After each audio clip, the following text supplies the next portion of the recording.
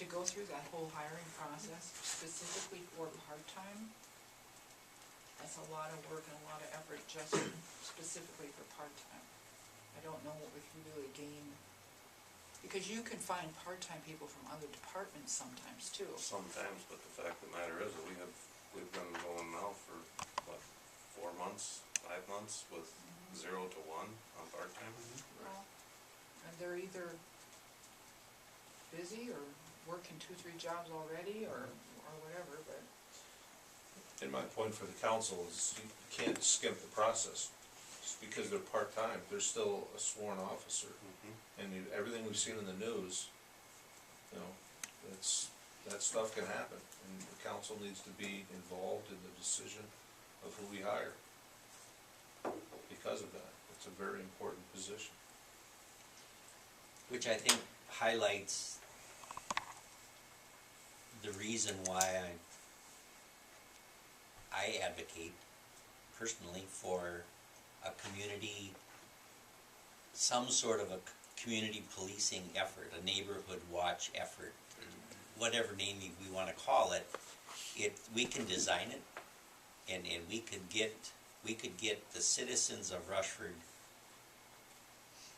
to support, to give the police department a lot more support, I think, than what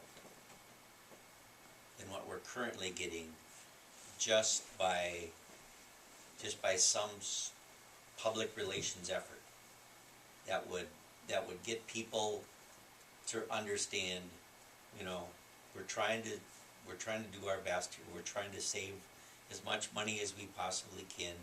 We don't want to have, you know, 20 officers flying all over our 1.25 mile square city, and you know, but in the meantime, folks, you got to understand, it's up to you. You know, it's up to you. You can lock your door. You can learn to stop at the stop sign, at least slow up more. You can, you know, if your signals work, you know, use them. If you see somebody, if you see a car driving through the neighborhood, you know, that you don't recognize it, take a look at it. Write down the license plate. If something happens, you know, that somebody's house gets broke into, oh, maybe that was that guy. I'll turn this license plate over to the chief, and he can run it, and maybe that's the guy. I'm not saying that we, you know, carry guns and, you know, go all vigilante or anything like that, but if people understood what they could do to help, I think they would. And it would take a little bit of the pressure off when we're stuck in this position. When we're a man short or a woman short. You know, so that's my campaign speech for community policing. So right now you don't only have one part-time Yes, sir. and one full-time? Yep. Plus chief. So, Yeah. that's where we're at. No, I appreciate the offer. I think the system can work. It's just you know, I think I'm actually looking past the posting, the internal posting, trying to figure out how do we get a larger pool of long-term kind of employees to look at us. And that's a challenge. I understand that what we're up against. Well, and I can't speak to the police. The chief could probably do that, but I know in general it's tough to attract qualified people. I mean, it's a job seekers market right now. So, But I think it's happening in other communities too, right? I think so. Yep, I Yeah. think So it just isn't us. in other communities, and not just policing, it's other industries, they're trying to a hire lot of people. industries right now. They're trying to attract people. Yeah. enforcement in particular, there's changes in the retirement. So a lot of people that were close to retirement age chose to retire because they're extending the amount of years you have to work. So I think a lot of people that were on the fence, I think I might stay, chose to leave, so they wouldn't have to work till the higher age.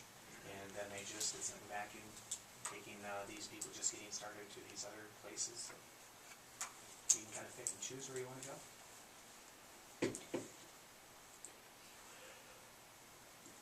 So, would the county come in for 8 hours and cover? No, I think with the county, what we did is when we pay the taxes towards what our tax money goes to them, they're required to, provide the jail. I think they do our dispatching. They don't do any routine patrol or anything like that. And I think they're Serve papers, serve papers. Yep. that's all they're required to do by law. So if you were to want them to say, come to Rushford, you would have to have a contract with them, for a set amount of hours, similar to, what we do.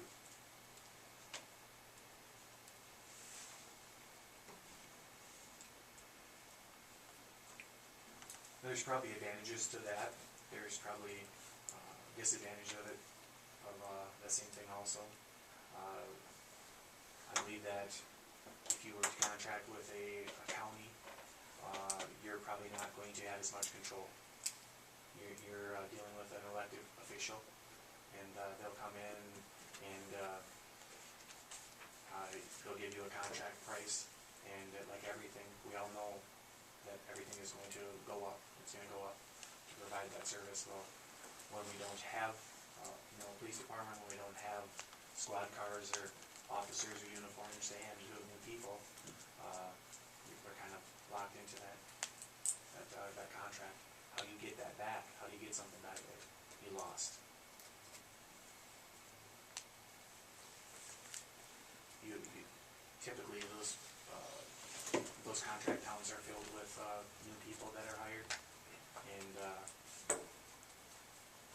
they're wanting to get out into the county. I know in Fillmore County, and it's just when someone retires that's working the county, someone from the high seniority goes into that position, and then you start with a new person in that town again. So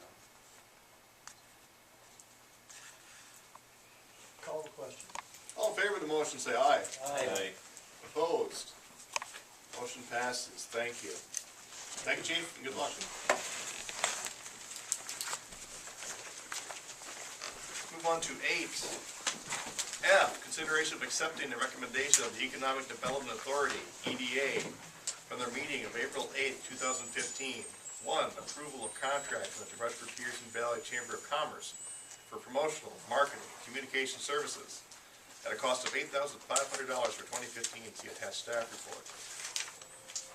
Actually, Your Honor, it's for a year, it's not just for 2015, so whenever we started, it would run until, for 12 months. All right, sounds good. And we have our Chamber Executive Coordinator, Jennifer Eagle, have I got that right?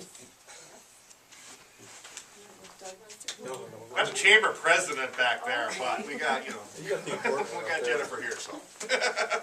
You've got the important one up there, though. Oh, yeah. I wasn't gonna say that, but I was being a diplomat. Okay, good job, Chris. As the Honorable Mayor said, my name is Jennifer Hingle. I'm the coordinator of the Rushford Peterson Valley Chamber. And tonight, we're presenting a proposal for services to the city of Rushford, specifically for 4 different types of services. And really, these things are to keep the momentum of what we've been working on over the last year. Robert, what do you got there? You all right? Yeah. All right, thank you. Go ahead, Jen. Thank you. To continue the momentum of some of the things that we've been able to do over the last 12 months, the Chamber and the Brand Council have received a grant through the Southern Minnesota Initiative Foundation for some very specific projects, one being the development of a new website, really promotional website for the Rushford Peterson Valley. If you haven't been to it, it's just rushfordpetersonvalley.com. Really for visiting the valley, living in the valley, and business in the valley.